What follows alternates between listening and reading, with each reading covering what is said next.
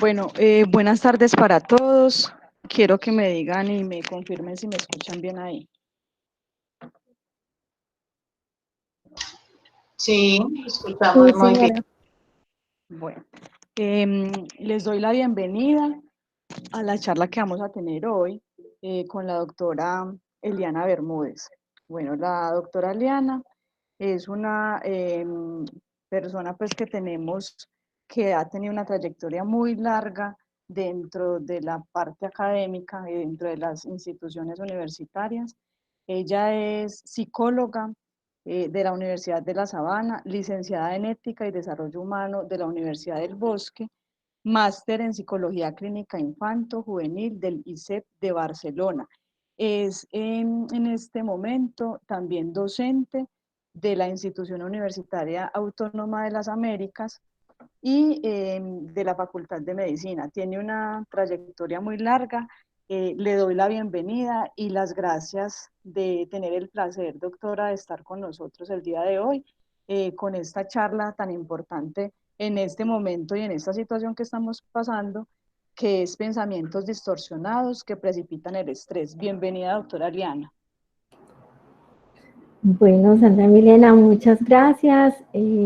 Bienvenidos a todos. Qué dicha poder estar con ustedes en este espacio compartiendo algo de las reflexiones que uno como psicólogo puede hacer en este momento tan crucial, en estos tiempos de recogimiento y donde vemos que realmente hay una cantidad de situaciones humanas que se nos presentan y que a veces nos desbordan.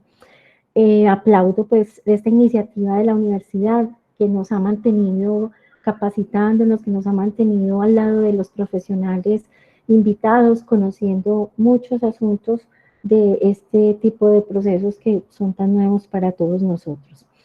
Muy bien, entonces vamos a empezar.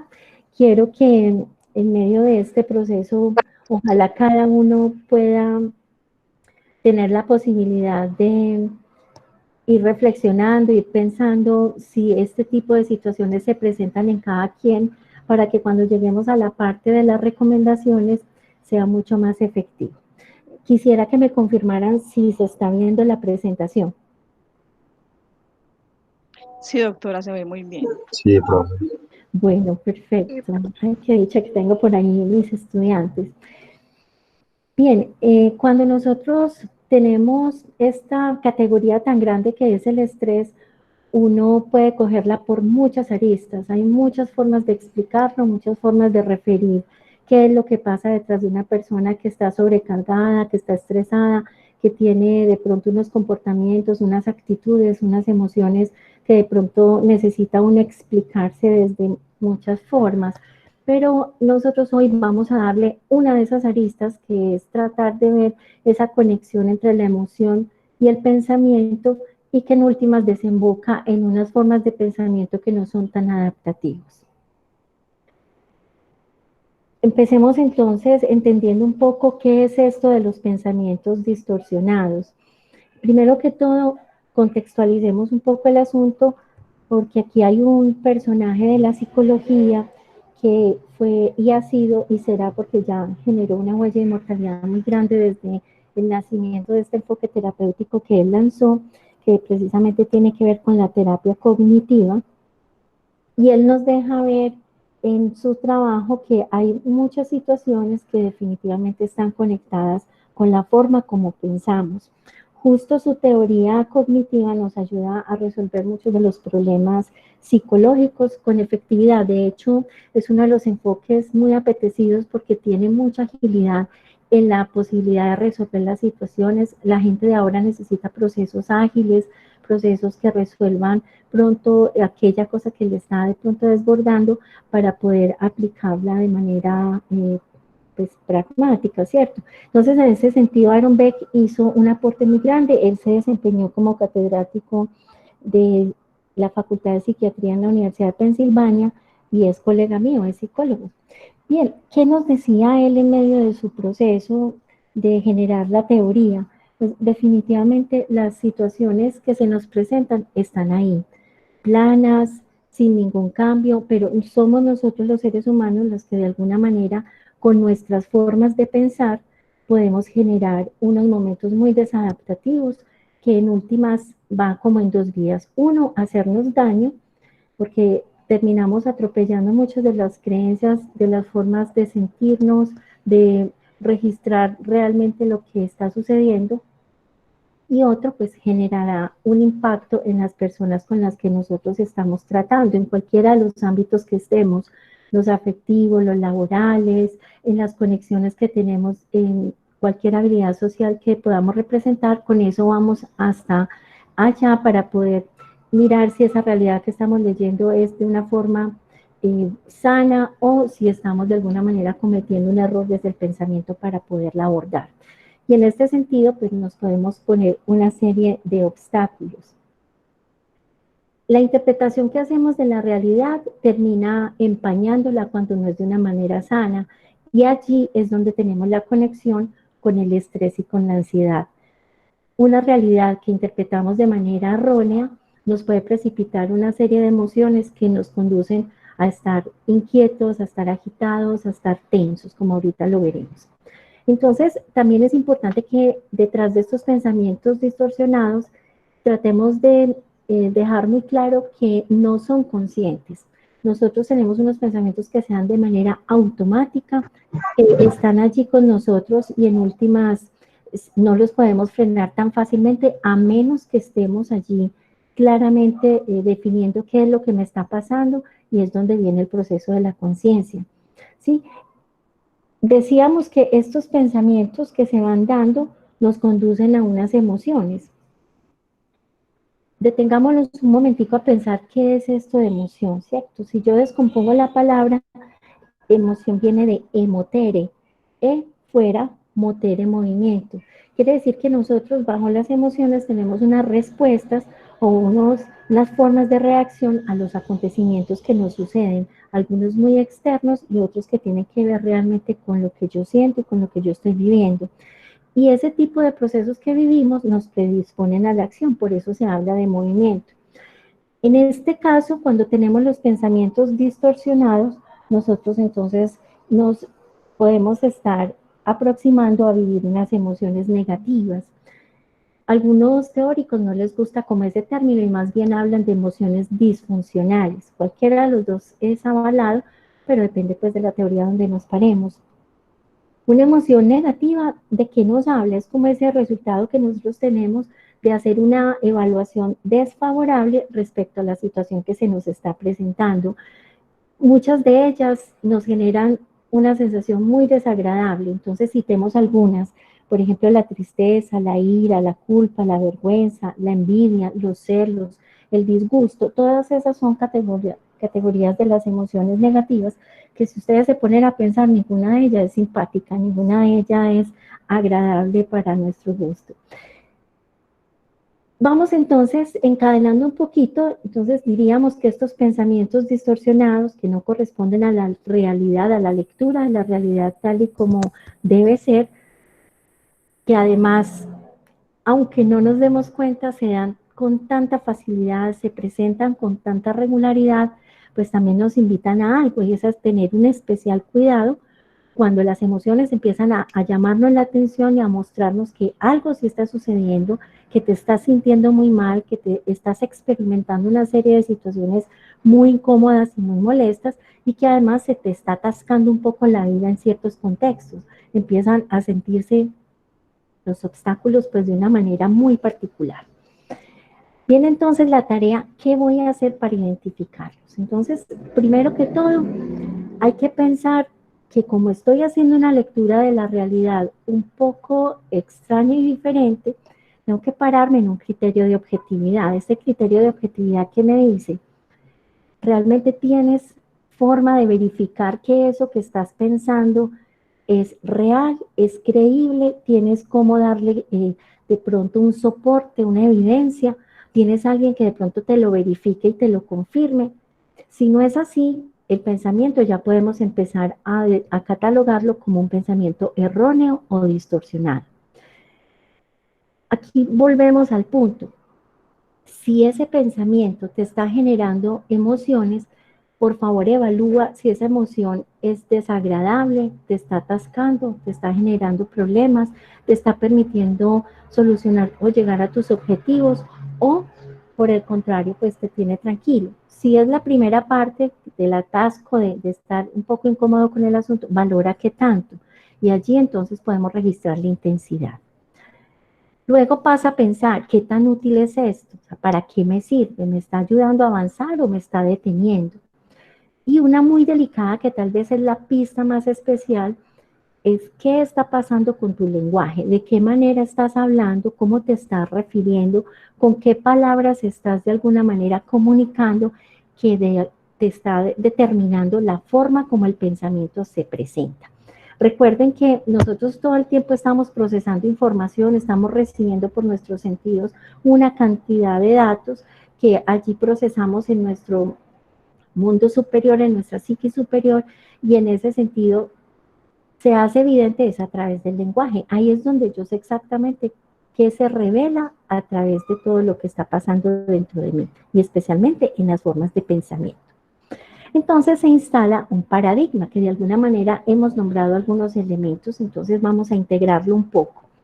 Decíamos que desde los conceptos de Aaron Beck, todos contamos con realidades, pero esas realidades están ahí, simplemente ellas están quietecitas, somos nosotros los sujetos los que tratamos de recoger esa realidad y darle una interpretación.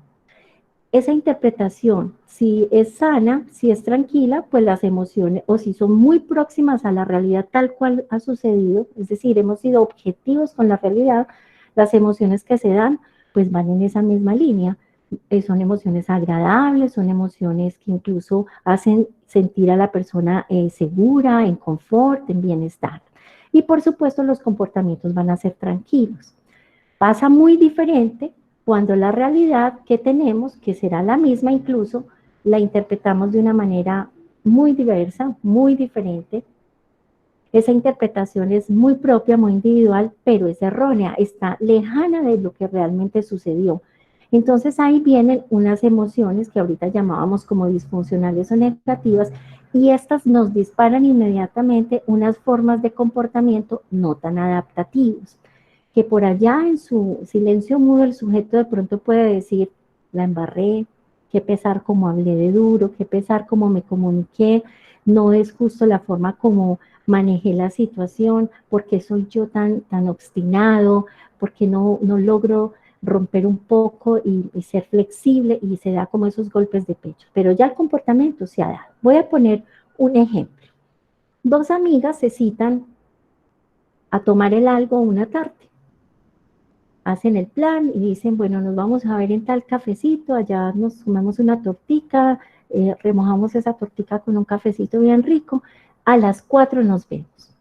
Una de ellas está muy cerca del lugar y llega un poquito más temprano. Entonces se sienta, empieza a ver el reloj, ve, llegué con tiempo, empieza a correr los minutos y entonces empieza a hacer como unas conclusiones. Ve, ¿qué pasó? No ha llegado. Ya es el tiempo acordado y nada que llega. Una persona que no maneja pensamientos distorsionados se queda tranquila, se sienta los minutos que tenga que esperar, algo habrá pasado, bueno, cuando llegue me explicará, por lo pronto me pongo a vaciar el celular, o si tengo algo en la agenda pendiente, voy haciendo ahí el check-in de lo que tengo que adelantar. De pronto se toma primero un cafecito, se lo disfruta, observa lo que está por allí, y si en ese momento llega la persona, la va a encontrar tranquila porque las emociones están organizadas y muy acorde con la realidad. Sus comportamientos no van a ser ni bruscos, ni en ningún momento va a haber una observación un poco difícil, ¿no? Está la persona como muy reguladita y muy organizada. Pero si la persona cogió esa misma realidad y empezó a interpretar, claro, mire, siempre me deja metida, es que qué vicio tan feo el que tiene, debería avisar, debería escribir, es que tan grande y tan inmadura con estas cosas, qué horror, uno aquí esperando como si fuera un bobo, y empieza el pensamiento a sabotearnos un poco, e inmediatamente las emociones arrancan y nos generan malestar. ¿Cuántas emociones pude tener ahí? Puedo estar disgustada, puedo tener rabia, puedo estar frustrada porque la meta de podernos encontrar a tiempo no se dio y no se dio como yo quería, entonces me siento muy mal. Cuando llegue esa persona, mi comportamiento ya está alterado. Entonces seguramente estaré muy indispuesta, estaré incluso desde mi lenguaje, como decimos los colombianos, tirando pullas e indirectas. Seguramente estaré por ahí muy inquieta hasta motrizmente y hasta puedo concluir la reunión muy rápido. Conclusión, no me disfruté para nada ese encuentro que de pronto pudo haber sido un espacio relajante, rico para reírme. ¿Por qué? Porque interpreté una realidad muy diferente. Y la contaminé, permití que mis pensamientos sabotearan todo el proceso. Ese es el paradigma en el que nos paramos para que se den los pensamientos distorsionados. Y como decíamos antes, todo pensamiento distorsionado nos va mostrando el camino de un obstáculo, de un atasco, de unas emociones incómodas, molestas, y ahí es donde se empieza a presentar el estrés. Porque si además esto es repetitivo, se vuelve como una bolita de nieve en la que las tensiones, las preocupaciones, si de pronto yo por allá lejos de todo lo que pasó, hago la evaluación y no es tan positiva, sino que me he equivocado en la forma de reaccionar, en la forma de comunicarlo, pues entonces ya tengo una carga adicional. Todo ese agobio, toda esa presión, toda esa especie de sufrimiento que internamente tengo, pues me lleva a generar el estrés. Veamos entonces cuáles son esas formas de saboteo que tenemos internamente. Y les hago aquí una acotación. Todos sufrimos de alguno de estos. Aquí no nos salvamos ninguno. Por eso, cuando empezaba la charla, los invitaba a que muy detenidamente vayan detectando, vayan identificando con cuál de esos es que ustedes funcionan. Entonces, empecemos con uno de ellos. Son muchos, son más o menos 16, pero hoy voy a trabajar unos cuantos. El primero es el dicotómico. La palabra dicotómico me aproxima a pensar que estamos en los extremos, que estamos polarizados. Entonces utilizamos unas palabras que el lenguaje me las va reflejando y me va mostrando que ya caí en él, en el pensamiento dicotómico, y ellas son nunca, siempre, nada. Es como si todo fuera absoluto, ¿cierto? Aquí las interpretaciones de las realidades son absolutas. Nos cuesta mucho ponerle un matiz grisecito al asunto, ponerle de pronto un punto de equilibrio, un punto medio. O es blanco o es negro, o está bien hecho o no me sirve. O todos son así o definitivamente no logro concebir que sea de otra realidad. En ese sentido, el pensamiento dicotómico hace estragos con nosotros, porque no nos permite, por ejemplo, interpretar que la persona con la que nos estamos comunicando, pues tiene otras formas de actuación, de pronto es más relajada, es más tranquila, pero a esta persona con el pensamiento de esta forma no le sirve. Tendemos también a hacer generalizaciones y estas sí que se nos da y a veces en nuestras regiones colombianas se marcan más culturalmente que en otras. Muchos de estos pensamientos los aprendemos en casa, así como se comunica mi mamá, mi papá, mis hermanos mayores, mi gente, yo también aprendo y moldeo todas esas formas de comunicación y de pensamiento. Entonces, ¿qué pasa en la sobregeneralización? Tenemos un hecho, una realidad que a veces solo atañe o solo incumbe a una persona que se equivocó, una persona que tuvo un desacierto con nosotros o que presentó una situación específica, pero nosotros dentro del pensamiento distorsionado lo que hacemos es reunirla como si fuera todo un universo. Entonces no hablaremos de Pepe que hizo tal cosa, sino todos los hombres. No hablaremos de Juana que es incumplida, sino de todas las chicas de la edad de Juana son incumplidas. Terminamos sufriendo ¿en qué sentido? Que nos va apareciendo las personas todas metidas en una categoría y si esa etiqueta que hemos puesto no es agradable, pues será muy difícil aproximarnos a ellas y encontrar lo más bonito de cada persona. Este tipo de formas de lenguaje las podríamos reemplazar y ahí es donde hacemos la conciencia. En lugar de decir todas las personas son, yo podría decir algunas personas son y ahí me estoy refiriendo a hechos específicos muy próximos a una realidad. Siempre es así, en lugar de ser siempre yo lo puedo reemplazar por a veces puede ser, así son todos, así son algunos de ellos o así es fulano de tal. Entonces ya centralizo el asunto y no distorsiono la realidad. En esta también caemos más de uno y es que tenemos ahí la situación que no vemos sino lo negativo de la situación, como si viéramos los lunarcitos en lugar de ver todo el tejido blanco que puede estar en medio de esos lunarcitos. Nos cargamos con lo negativo, con lo malo que está pasando dentro de esa situación. Hay un ejemplo que desde este tipo de literatura se comenta mucho y es el ejemplo de los garbanzos. Hay una señora que está en su cocina haciendo su preparación. Quienes saben cocinar saben que los garbanzos tienen su proceso, se demoran un poquito, hay que consentirlos y mimarlos para que cojan buen saborcito y para que cojan la textura que quisiéramos pues que el plato tuviera. Entonces, la persona está juiciosa, haciéndole a todo, ha invertido un tiempo, ha probado varias veces, va como contenta con la producción que está haciendo en esa ollita y llegó el momento de servir. Cuando sirve se da cuenta que hay dos garbancitos que están como morenitos, como medio negritos, muy diferentes a los otros. Una persona que tiene la abstracción selectiva dice, ay no, qué horror, esto quedó terrible. Vea esos garbanzos como están de feos. No, se echó a perder el plato. Entonces, ¿qué hace la persona? Es capaz incluso de botar toda la preparación. Una persona que no sufre de abstracción selectiva, ¿qué diría? Ah, qué pesar, se me fueron dos garbancitos ahí cuando los escogí, no los seleccioné bien, pero bueno, igual están muy ricos, quedaron muy buenos, muy bien presentados. Retiro los dos garbancitos y los boto y hago la presentación en plato bien bonito y todo salió perfecto. Pero el que tiene esta distorsión se fija solamente en los dos granitos negritos y no en todo el contexto. Nos pasará de vez en cuando, hagan por ahí sus interpretaciones. Muy pegadito a todo el proceso de la abstracción selectiva que hacemos está también la negación. Entonces va por la misma línea, pero entonces empezamos como a determinar, a delimitar que aquello que nos está pasando tiene una razón, pero esa razón siempre es negativa. Incluso hasta la volvemos futurista. Vamos a ir a cualquier parte, no, a mí no me va a ir bien, yo sé que me voy a rajar, yo sé que posiblemente las cosas no van a funcionar como yo quisiera, o si vio, lo que me pasó tuvo que ver conmigo, es que a mí me pasa todo, es que yo soy un caso aislado, definitivamente yo soy un caso para presentar, a mí todas me pasan. Esa es una forma de distorsión desde la negación.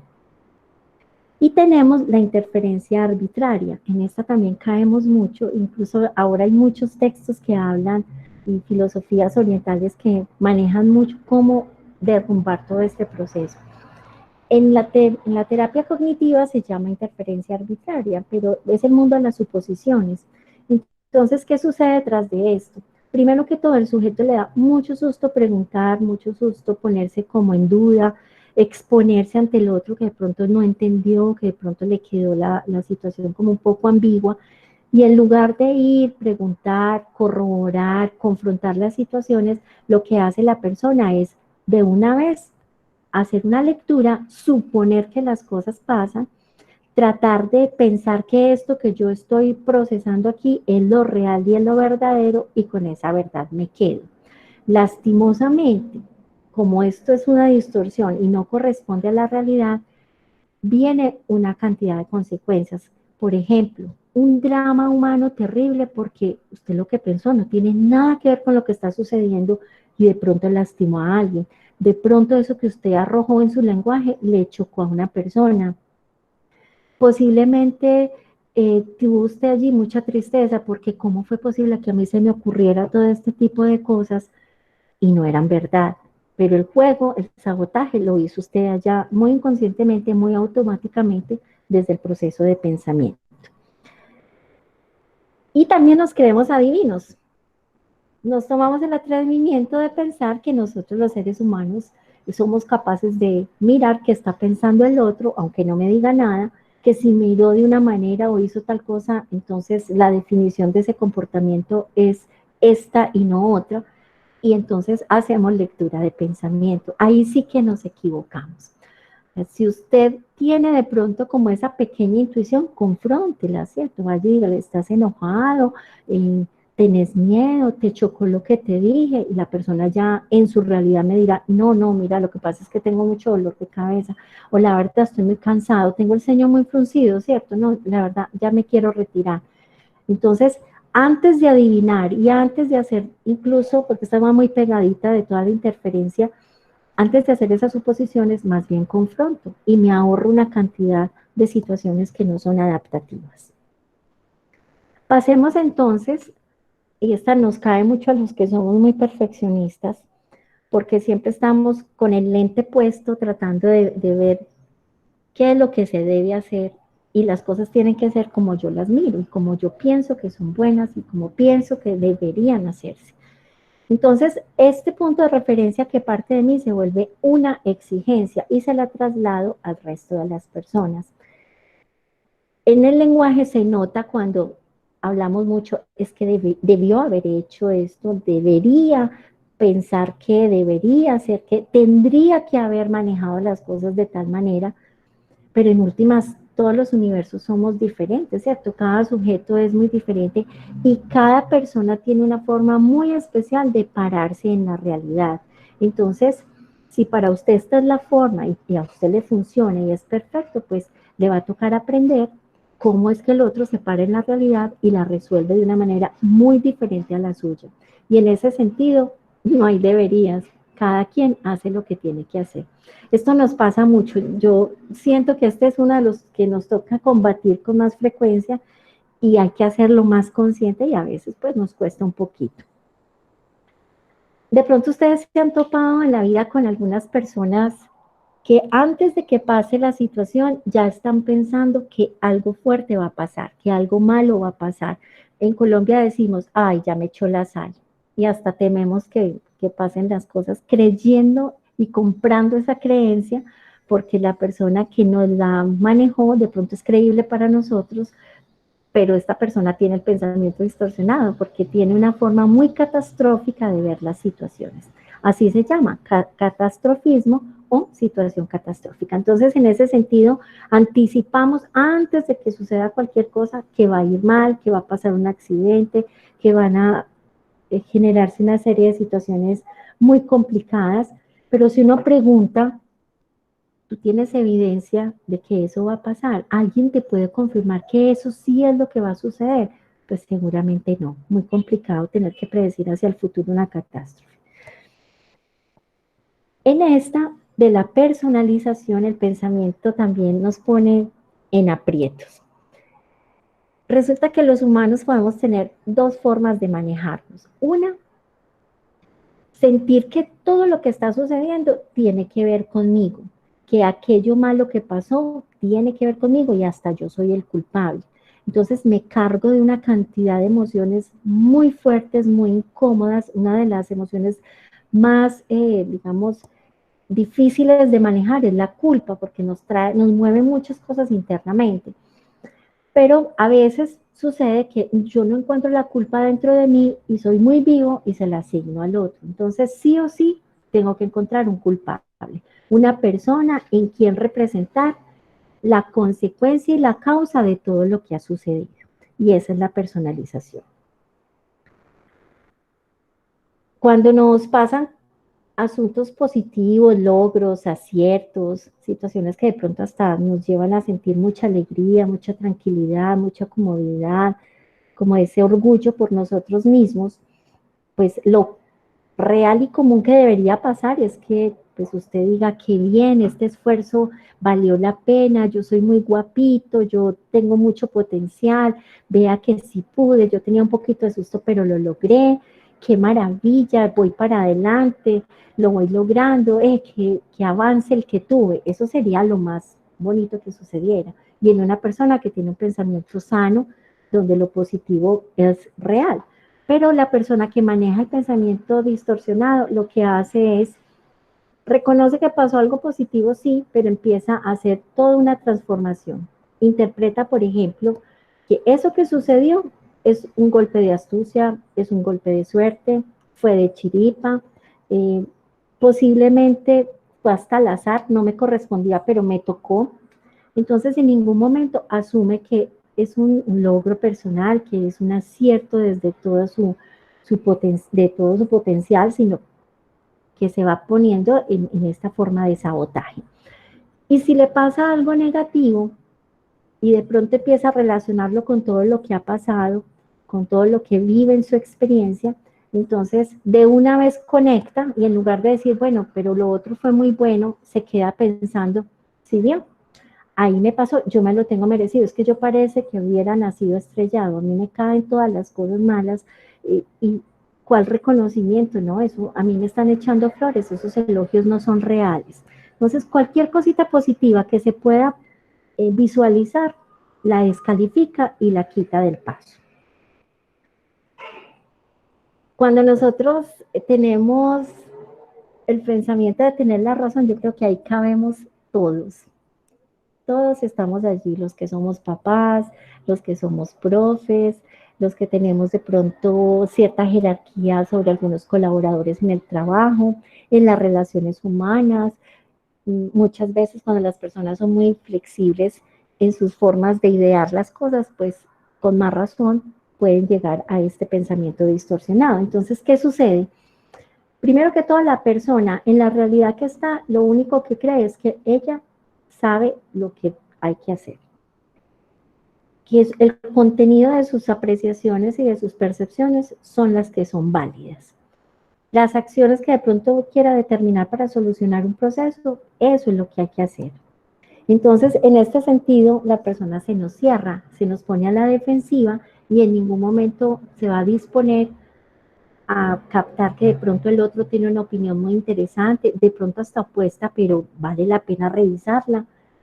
Enemiga del disenso con esta persona, mejor dicho, para tenerla contenta hay que seguirle la pista que lleva, porque si no, no logramos congeniar con ella y pues de eso no se tratan las relaciones humanas. Si tiene argumentos para rebatir, los pone todos sobre la mesa y de esa manera se defiende y de esa manera se empodera, tratando de mostrar la veracidad de las cosas.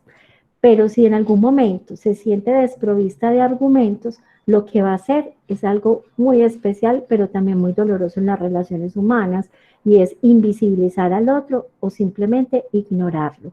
Mejor dicho, lo suyo no vale nada. Y como no tengo cómo refutárselo, simplemente apago y cierro. ¿Qué hacer entonces con este tipo de procesos, cierto? Porque ya vimos dónde está la problemática, ya entendimos que esta realidad está allí, pero somos nosotros quienes la interpretamos y finalmente es donde saboteamos el pensamiento. ¿Qué es lo que tenemos que hacer entonces? Desde la terapia cognitiva hay unas sugerencias muy especiales. Primero que todo, debemos ser muy conscientes de la forma como interpretamos esa realidad, ¿cierto? Ya decíamos, la realidad simplemente está allí. Pero ¿qué hiciste con esa realidad? ¿Cómo la interpretaste? ¿Cómo la manejaste? ¿A qué conclusiones llegaste a partir de esa situación? Y el segundo paso y más grande es cómo vas a reemplazar esa forma de pensar por otra más adaptativa, otra que realmente no te conduzca a emociones tan fuertes, tan incómodas, tan molestas, tan negativas y también a comportamientos que pueden llegar a ser desbordados y desadaptativos. ¿Qué consecuencias puede haber si de pronto lo logramos? Si nos ponemos en esa tarea tan bonita de hacer conciencia, de encontrarnos con nosotros mismos, de hacer como esa introspección, aunque aquí el término no cabe porque es una teoría muy, muy de corte cognitivo, pero de hacer esa mirada hacia adentro y poder rescatar lo que nos está pasando, pues primero que todo cambiaría mucho nuestro estilo de comunicación. Lograríamos tener una vida más tranquila, menos cargada, iríamos con la mochila más liviana, con el equipaje más suavecito, porque no estaríamos llenos de una cantidad de culpas, de unas formas de reflexión que siempre pues, nos van a tener como en esa equivocación, qué fue lo que hice, qué fue lo que dije, ay, pero ¿por qué soy así? Eso carga la mochila de una manera muy pesada. Nos ayudaría a ser más objetivos, más cercanos a lo que realmente sucede, más sensatos con lo que está sucediendo. Y en esa línea nos podemos ir yendo de una manera más adaptativa por la vida, con más conciencia y muy juiciosos y muy vigilantes de que esto que estoy pensando realmente tengo que confrontarlo con una serie de evidencias. De esa forma, entonces, el pensamiento ya no lograría sabotearse, no le daríamos permiso a que se generen sufrimientos que son absolutamente innecesarios, que no tendrían razón de ser. Y, por supuesto, dejaríamos de lado todas esas emociones que son negativas y no dejaríamos que se queden allí con nosotros por largo tiempo, sobre todo porque son muy desagradables. Si de pronto hacemos caso omiso de esto, entonces pues volvemos al mismo círculo vicioso, volvemos a caer en situaciones que nos ponen mucha presión, que nos ponen muy alerta, pero no sabemos qué hacer, o reprimimos mucho las situaciones y se nos van volviendo como el efecto del volcán, va cargando y cargando capitas hasta que ya no aguanta más, y es allí donde vemos a las personas desbordadas. Quienes trabajamos con salud mental, estos son los pacientes que nos llegan reventados, rendidos, cuestionados consigo mismos, cuestionados con su vida, no saben qué hacer, lo único que saben es que están haciendo las cosas como no les gusta hacerlos y saben que hay unos errores en ellos. Y yéndonos de pronto un poco más fuerte al asunto, pues todas estas emociones negativas se nos pueden ir reflejando en unos asuntos más profundos como la depresión. Entonces, el primer paso, mis queridos participantes, sería entender que tenemos un error del pensamiento, que lo estamos identificando de entrada y con eso ya empezamos a dar un paso para poder sentirnos algo mejor. Entonces vamos a hacer como el circuito de cómo podríamos trabajar un poco esta parte. Primero, podríamos empezar identificando que esta forma como yo me estoy manejando no es funcional, ¿sí? Esto que estoy pensando no está como bien. Luego podría empezar a entender que la forma como yo estoy procesando la información y la forma como me estoy comunicando, como mi lenguaje está emanando todo este tipo de palabras, me hace pensar que tengo un error en la forma como proceso la información. Y si voy un poquito más a la parte objetiva y a lo más honesto del proceso, me doy cuenta que no hay evidencia, que yo no tengo pistas para poder confrontar y corroborar esta información y por lo tanto estoy en un error. Y en ese sentido entonces tendríamos que empezar a buscar que ese error de pensamiento necesita ser reemplazado, necesita buscarse una alternativa diferente que sea más adaptativa. Y cuando eso sucede, pues descansamos, ¿cierto? Baja como todo ese perfil, tenemos la posibilidad de estar más cómodos. En otras palabras, busquemos otra forma de esquematizarlo. Esa reestructuración cognitiva nos permitiría entonces tener la posibilidad de estar primero reconociendo esos pensamientos que no son tan adaptativos, que no están tan próximos a esa realidad que sucedió. Y hay una recomendación muy especial. Pregúntese qué tanto se lo cree y si puede darle un valor, mejor. Entonces ahí hay una escalita de 0 a 10. ¿Qué tanto cree usted lo que está pensando? Entonces haga la reflexión en ese sentido. En ese sentido también vamos ligados y articulándonos con, ¿hay alguna evidencia, hay algún hecho que de alguna forma yo pueda tener la certeza de que sí es así? Entonces, calcule realmente cuántos de esos pensamientos si son verificables, si tienen la confirmación en la realidad. Como son distorsionados, la verdad es que no encontramos piso en la realidad. Si son pensamientos adaptativos, sí tenemos cómo confrontarlos porque están muy cercanos a lo que está sucediendo. Bien, revise las consecuencias y ahí es donde tenemos que sentarnos a pensar, bueno, ¿qué está pasando conmigo? Yo estoy desbordado, estoy muy agitado, yo me estoy prendiendo como un fosforito por todo lo que me dicen, yo ya estoy irritable, irascible, no me pueden ni tocar, a mí no me pueden refutar una idea porque estoy que exploto, porque siempre me voy a la defensiva. Todo ese tipo de reflexión nos lleva a pensarnos en las consecuencias, sobre todo las que de mayor impacto se presentan y son las negativas. Si hay unas consecuencias positivas, bueno, aquí la consecuencia positiva es poder hacer esa posibilidad de llevar al mundo consciente lo que me está sucediendo para emprender el cambio y la transformación. En términos de Beck, la reestructuración del proceso. Y ahí viene la tarea más grande. Empecemos a diseñarnos unas formas de pensamiento, unas formas nuevas que me permitan estar más cómodo. Una vez que yo ya tenga ese pensamiento diseñado, empiezo a tener como una forma de plantearlo en la que pueda decir, bueno, si esto es lo que voy a cambiar, ¿qué consecuencias me traería? y seguramente vamos a encontrar unas consecuencias mucho más positivas. Y si hacemos un ejercicio un poquito más práctico, reescribimos ese nuevo pensamiento y si lo comparamos con el primero, en la fase de haber identificado el error, son muy diferentes y el otro es más noble. El que he tomado como alternativa puede tornarse un poco más noble. Hablemoslo desde el ejemplo que traíamos de la tomada del alguito entre las dos amigas. La amiga que llegó primero empezó con unos pensamientos distorsionados. Recordemos que empezó a pensar, claro, a mí siempre me quedan mal, esta persona debería ser más cumplida, ahí ya voy con el segundo, debería ser más madura, tendría que haber avisado, tendría que haber manejado las cosas diferentes, como me choca, a mí me pasan todas estas cosas, siempre es a mí a la que me pasan porque a otra gente no le pasa esto, tan maluco, tan incómodo todo esto. Ahí ya manejé 3 pensamientos distorsionados en un momentito. Entonces, la primera tarea de esta chica que se sentó allí, que de pronto hasta no disfrutó ni 5, la tomadita del algo y el reencuentro y la desatrasada de cuaderno con su compañerita, con su amiga, tendría que irse a la casa a pensarse, bueno, ¿por qué llegué como tan incómoda, como tan irritada, como tan aburrida? Más bien no haber salido, pero no, yo no salí así, yo salí con ganas, me gustó mucho la idea, incluso me puse una pinta hasta lo más de bonita, me fui toda arregladita, no, aquí pasó algo. ¿Qué fue lo que pasó conmigo? Bueno, si bien es cierto, la persona se tardó un poco, ¿qué fue lo que pasó en mi mente? Entonces, en mi mente posiblemente logra detectar esa persona que en lugar de pensar que algo pudo haber pasado y ahorita me lo va a explicar, yo me llené aquí de motivos y empecé primero a buscar lo negativo.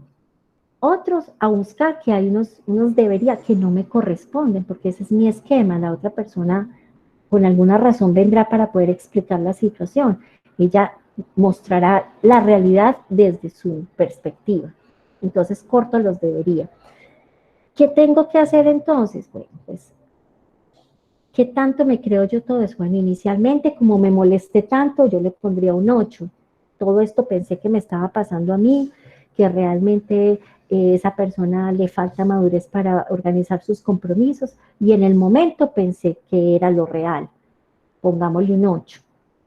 Bueno, pero ¿cómo logro yo evidenciar que esto sí pasó? Yo tengo claridad de exactamente qué fue lo que retrasó a la persona. No, no tengo cómo llamarla, no me contesta, hay que esperar a que venga a ver qué dice. Tengo claridad de que a mí siempre me pasan las cosas malas y que contra mí es este hecho de quedarme mal e incumplirme la cita. No, no tengo claridad en eso, no tengo cómo confirmarlo. La intención de la persona yo no la puedo proyectar, ella me contará y seguramente en ningún momento habrá una intención de haberme hecho sentir de esta manera. Entonces los hechos no me muestran proximidad con esa realidad, la he distorsionado, ¿cierto? En consecuencia, ¿qué viví? Pues míreme cómo estoy, irritable, aburrida, no me gocé nada para eso, hasta vine pensando que boba yo irme por allá a perder plata y a perder tiempo, mire todo lo que perdí por allá y mire cómo llegué. Ah, bueno, entonces revisemos, mire todo lo que produjo, mire el impacto. Y además hizo un impacto en la otra persona también quedó muy molesta, quedó muy sorprendida con su reacción, qué fue lo que pasó, pues si bien es cierto me demoré, pero no era para tanto. Aquí te estoy mostrando el motivo y me estoy excusando, pero no lo recibes, no entiendes mis razones. Entonces ahí vengo con las consecuencias. Bueno, siéntese a pensar qué va a hacer. Entonces, antes de leer esa realidad de esa manera, de interpretarla de esa manera, yo podría ponerme a pensar, bueno, antes de hacerme todas estas conjeturas en la cabeza, más bien espero a que llegue la persona. Entonces, ni me voy a imaginar que esto es en contra mío, ni me voy a imaginar qué es lo que debería hacerse en estos casos. No, simplemente me disfruto ese espacio. Ya llegará la razón de los hechos. Ya me aproximaré como con las cosas que están pasando en realidad. Y seguramente me voy a sentir más tranquila, ¿cierto? Con este nuevo pensamiento, este alternativo que tengo, me voy a sentir un poquito más tranquila. Si vuelvo a escribirlo, de entrar pensando que todo va en contra mía, que yo soy la que me estrello, que a mí es a la que me quedan mal, que debería la persona, me encuentro con que debo comprender la realidad de la persona, debo entender qué es lo que le pasa antes de imaginarme y hacer conjeturas, y más bien me tomo un tiempo hasta que llegue esa verdad a mis manos, seguramente el pensamiento será más noble. Espero que haya quedado claro el esquema y con el ejemplo de pronto podamos repasar un poco esa mirada que nos propone la reestructuración cognitiva. Y para cerrar, entonces, hay unas recomendaciones, ¿cierto? Algunas ya están muy implícitas y casi que recogerlas de toda esta presentación que les he hecho. Una que nos muestra mucho el autor es: tratemos de estar muy atentos, prestemos una atención especial a esos patrones de pensamiento que nos están acompañando. Rescatemos también de dónde vienen, ¿cierto? Para que podamos desarticularlos pronto. Tratemos también de rebatirlos, o sea, que nuestra inteligencia también nos sirva para pensarnos que no todo lo que yo pienso es así, hay otras formas y yo me las puedo discutir personalmente hasta buscar las razones más claras, más sanas y sobre todo más acordes a la realidad que se presentó. Esto entonces es un ejercicio de autoconciencia, ¿cierto? De entrar en mí mismo, de revisarme, de hacer como ese trabajo muy, muy claro, muy, muy consciente, y ahí es donde viene una forma de las meditaciones. Uno a veces piensa que la meditación es un acto para gente erudita, para gente que está muy formada en lo espiritual, pero no, hay meditaciones muy sencillas y esta es una. El hecho que usted, por ejemplo, por la noche se acueste y ya esté lístico para dormir y haga el balance: ¿qué me pasó? ¿Por qué llegué tan irritable? ¿Por qué estoy tan congestionado en el día? Busquemos al precipitante. ¿Cuál fue la realidad? ¿Qué fue lo que pensé? ¿Qué fue lo que sentí? Y finalmente, ¿qué fue lo que hice? Ahí me vuelvo al paradigma. Si yo logro hacer esa conciencia de las cosas, de pronto detecto dónde estuvo el meollo del asunto, dónde estuvo la idea o el pensamiento distorsionado que me provocó todo esto y que terminó atascándome un poco el asunto. Procuremos que estos pensamientos que manejemos estén lo más cercano posible a la realidad. Y esto es un llamado a ser muy honesto con lo que pasa, a ser muy objetivo, a ser muy cercano y muy próximo a lo que de verdad pasa. Entonces debemos ser unos grandes personajes en observancia, en este caso, de los pensamientos. De esa manera podríamos lograr que no quedemos atascados, que nuestros pensamientos distorsionados, pues en lo posible los hagamos conscientes. Yo no les diría que los quitemos de paso y que los erradiquemos, porque no es tan sencillo. Es una tarea de mucho tiempo, poquito a poquito, en la medida que uno va madurando y que va haciendo el asunto consciente, uno los va quitando, y cuando cae de pronto nuevamente en el, dice: ah, vea, pues otra vez, pero ya sabe uno cómo volver otra vez al norte.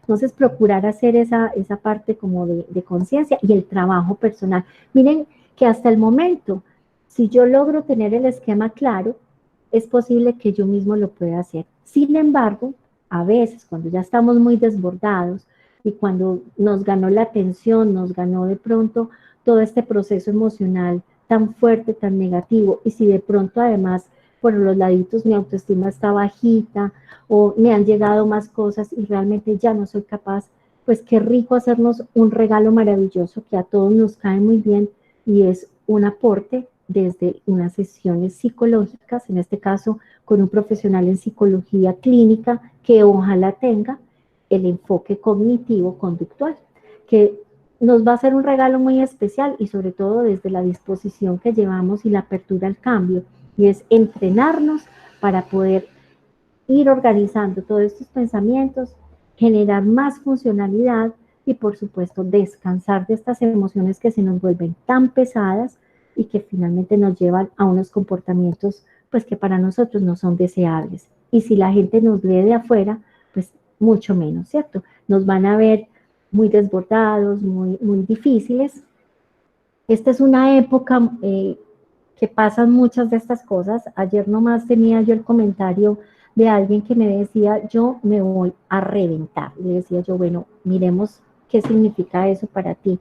Pues me siento muy mal, siento que estoy haciendo todo mal, siento que las cosas se me están saliendo de las manos, siento que no sirvo para nada. ¿De dónde viene todo eso? ¿Tú crees realmente que eres así? No, yo soy muy buena en el trabajo, yo doy muchas respuestas, yo soy una persona, yo puedo decir que soy hasta la mano derecha de mi jefe. siempre tengo una propuesta, una iniciativa, yo no me varo en los problemas, pero mire cómo me estoy sintiendo. Bueno, busquemos el precipitante. ¿Saben qué fue el precipitante? Correos y correos de un jefe que está muy estresado, que está desbordado y que desde su comunicación y su lenguaje no ha habido sino directrices, mandatos, palabras y adjetivos muy fuertes, unos calificativos casi todos en un lenguaje negativo. Y la persona lo que hizo fue una personalización, y valga ahí la redundancia. Se trajo todo para ella pensándose que la culpable era ella y no de pronto el esquema en el que se están manejando las cosas. Entonces, si lográsemos trabajar esa parte, ¿cómo descansaría esta persona? Se sentiría más tranquila, entendería la realidad del otro, organizaría lo que realmente le corresponde. Si de pronto tuvo un errorcillo por allí, pues lo pone y lo organiza en el lugar que corresponde y finalmente resolvería. Bien, con esto quisiera cerrar invitándolos a un proceso cada vez más consciente, a una mirada interna que definitivamente nos permita estar todo el tiempo renovándonos, transformándonos. Ahorita estamos utilizando unas palabras muy especiales como redescúbrase, reencuéntrese, reformúlese, pues aquí nos cabe perfecto, ¿cierto? Porque es precisamente reestructurar esa forma de pensar que llevamos para tener más bienestar, para erradicar de pronto esas sensaciones desagradables y esas emociones negativas y finalmente estar en una zona de confort donde nos disfrutemos las situaciones, las realidades, los eventos, las cosas y también nos disfrutemos a las personas. Muchas gracias.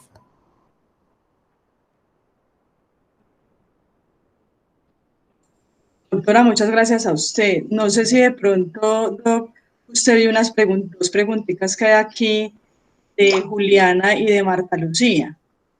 Bueno, vamos a mirar. Marta Lucía, Bueno, a ver, vamos con Juliana. Sí, Juliana dice, profe, buenas tardes.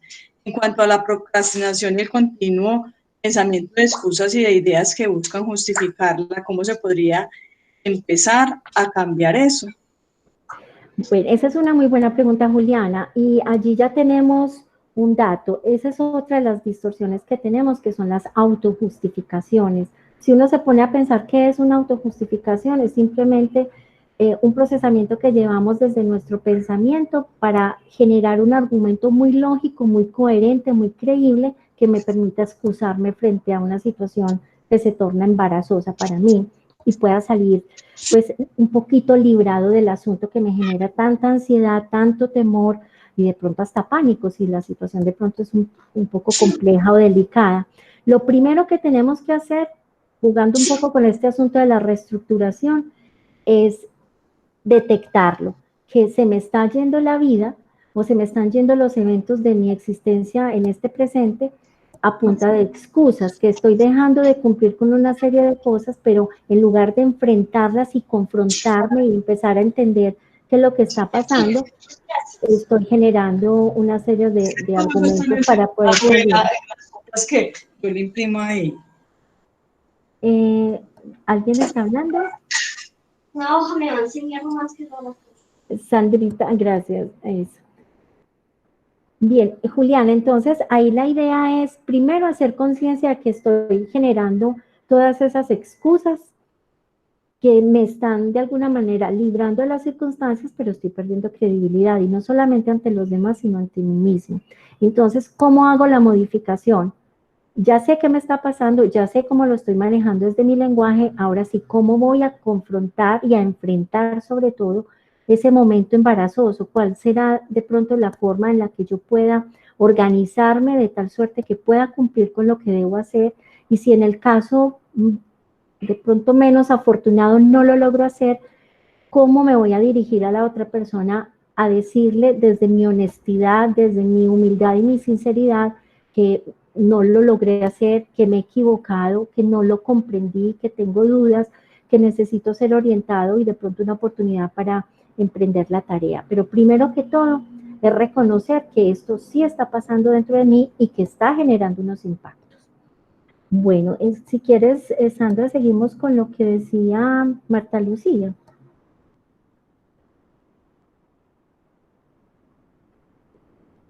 A ver, rescatemos aquí. Marta Lucía nos hace aquí una observación. muy buena conferencia para este tiempo diferente. La incertidumbre de no saber qué va a ocurrir distorsiona el pensamiento, puede desencadenar en violencia intrafamiliar.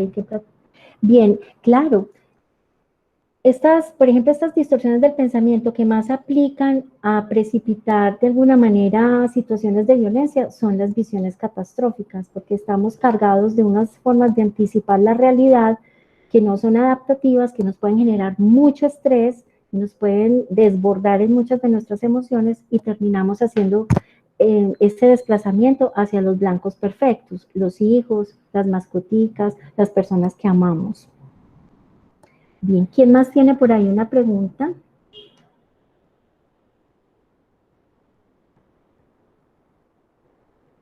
Bueno, agradezco mucho los lindos comentarios que hay alrededor de este proceso. Bueno, no sé si Sandrita estaba con nosotros, que se silenció el micrófono, pero no la volví a sentir.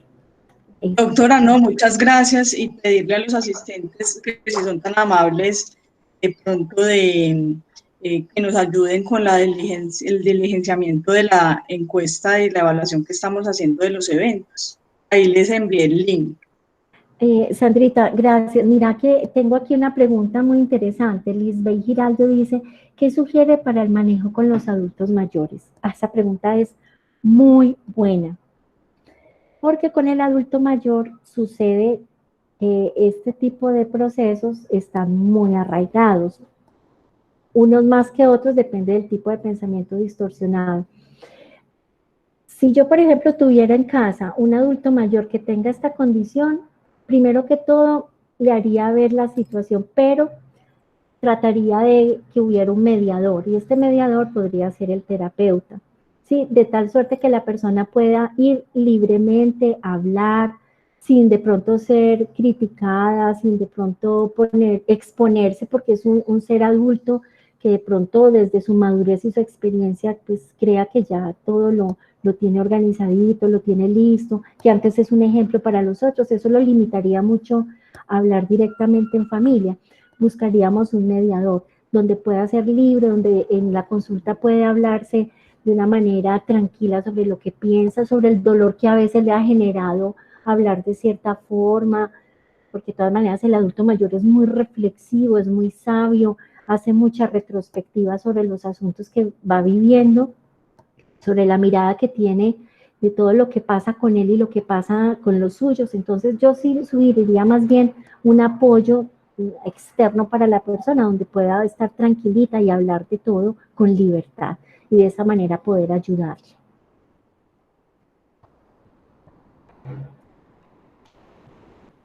¿Cómo vencer el miedo de consultar a un profesional en salud mental? Ah, Valeria, qué buena pregunta. Pues todavía tenemos miedo, ¿no? Esto es muy cultural. Incluso uno como psicólogo lo vive mucho. Todavía le dicen por ahí va la psicóloga. Usted trabaja con locos. No, yo no estoy loco. Yo no voy a consultar donde un psicólogo. ¿Quién dijo que yo estaba rayado? Bajo esas premisas, pues, por supuesto, no vamos a tener como esa disposición y esa apertura. Pero, bueno, yo pienso que ya estamos en un siglo donde las necesidades son tan grandes, donde requerimos unas habilidades sociales tan especiales para podernos conectar con la gente, donde estamos leyendo todo el tiempo a las personas con muchas vulnerabilidades que incluso en nosotros mismos, que necesitamos buscar respuestas. Y esas respuestas las construimos porque de hecho el profesional no le da a uno la fórmula mágica, sino que las construimos junto con el terapeuta desde la verdad que yo manejo como paciente, desde la realidad que yo le muestro de mis hechos, de cómo los vivo, cómo los siento, qué hago con ellos, y voy dirigiéndome y permitiéndome esa guianza tan especial que puede hacerse desde la terapia.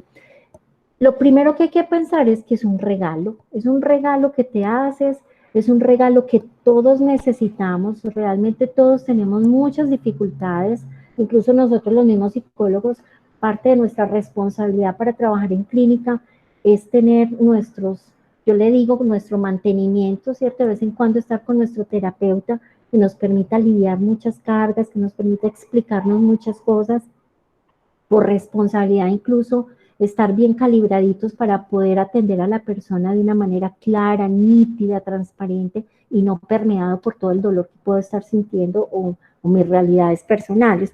Pues primero que todo, tener conciencia que nosotros pues somos vulnerables, que nos equivocamos, que tenemos dolores y que hay alguien que lo ayuda a uno, que puede darle la mano a entender todas estas circunstancias. Entonces, lo primero, Valeria, es romper el imaginario que tenemos para poder hacernos ese gran regalo. Parece que no hay más preguntas, ¿cierto?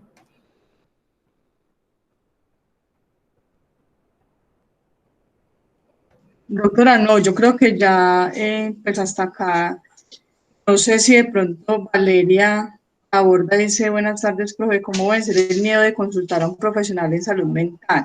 Esa fue la que respondimos y ya Valeria me dice, muchas gracias, profe.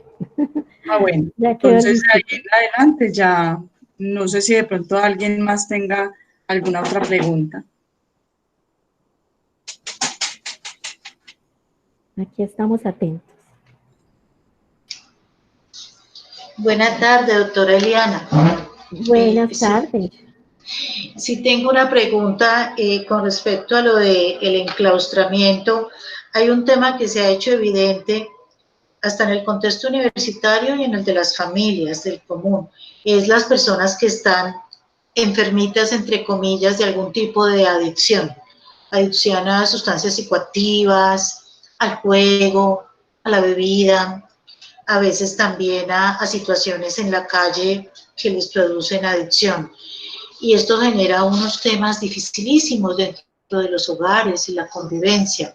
¿Cómo se puede utilizar este razonamiento que usted nos expresa de una manera tan especial para que las familias que están alrededor de este ser, que independiente de la edad están sufriendo, así sea un adulto, no se vean tan implicadas? Sabemos que hay un factor que acompaña este tema, que es el de la codependencia, pero en este momento yo diría que es de los eventos catastróficos que han surgido en la pandemia.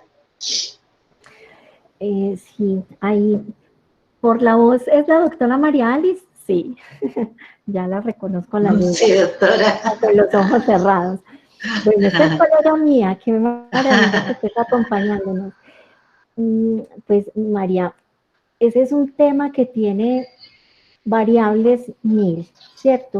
Pero situémonos en el papel de la familia, ¿cierto? Esta familia, de alguna manera, con esta realidad tan difícil, la que implica la adicción de un ser querido, con todas las emociones y comportamientos que esto sugiere, pues empieza, de pronto lo que podemos captar en ella son algunos pensamientos como la culpa, ¿sí? Unas emociones que están ligadas a la culpa y que hacen que de alguna forma personalicen que todo lo sucedido tiene que ver con esta mamá, este papá, este abuelo o este tío que se encargó de la crianza. Por ahí podríamos empezar como a detectar cuáles son esos pensamientos que se está manejando y algunos que se asignan muy, muy profundamente las personas de este sistema familiar para poder de alguna manera sentirse tan abatidos, tan desgastados, de alguna manera tan impedidos, impotentes frente a una realidad. Invitándolos, y es lo que hacen muchas veces los terapeutas expertos en adicciones, invitar a estas familias a entender que esa realidad no necesariamente fue parte de un proceso que se pueda asignar a alguien externo, sino que también pudo haber sido una decisión autónoma del sujeto. Entonces, mirándolo así como desde todos estos componentes, nos tocaría empezar a mirar qué tipos de distorsiones se están presentando para poder entender cómo ayudar, cómo se está de alguna manera procesando la información que viene de todos los comportamientos y las emociones de la persona adicta y de lo que suscita dentro del círculo familiar para poder comprender qué tipo de pensamientos se están generando y de qué manera podremos desarticularlos. De todas maneras, es un tema espinoso porque detrás del adicto también hay unas formas de lenguaje que no todas son tan claras desde la realidad. Hay muchas manipulaciones, hay muchas mentiras porque esto sí nos pone en reales obstáculos. Entonces, yo pensaría trabajar de manera separada, familia, para ayudarles a sacar de pronto todo esto que están viviendo, y de otra manera, más directiva incluso, con el paciente que está sufriendo la adicción. No sé si respondo a tu pregunta. Sí, doctora. Incluso han salido unos chistes crueles bastante de que los que son adictos al juego, a todo lo que es la ludopatía, están felices porque todo les llega, apuestan, pagan y les llega directamente a la cuenta y que ellos no han sido afectados, pero están pues en la gloria. Pero todos los otros que no tienen esa propiedad de adicción están viviendo unas situaciones Muy pues complejo. como sí, muy complejas, muy en el borde del estrés, como dice usted, con ideas catastróficas incluso, ¿no? Sí, Exacto. muchas gracias, sí, porque Vale. esto es muy, digamos, ilustrativo, tanto para los estudiantes como para uno, ¿sí? Gracias, Muchas gracias, mi doctora. querida colega. Gracias.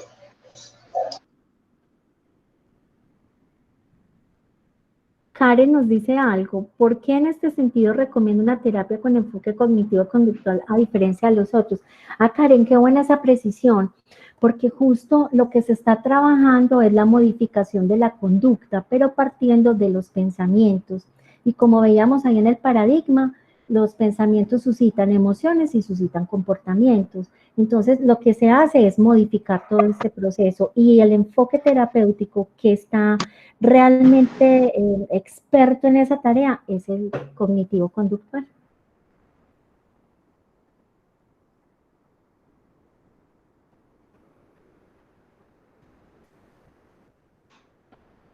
Bueno, parece que esa fue la última.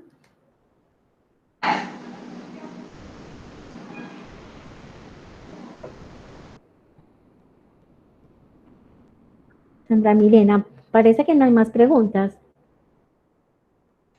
Doctora, no, ya, yo creo que ya esa era la última de Karen. De todas formas, le agradezco muchísimo por aceptar la invitación, por estar con nosotros dentro de Conéctate con las Américas. Es una de las estrategias que sacó la universidad para nuestros estudiantes y pues para todos los profesionales de la salud y las personas externas.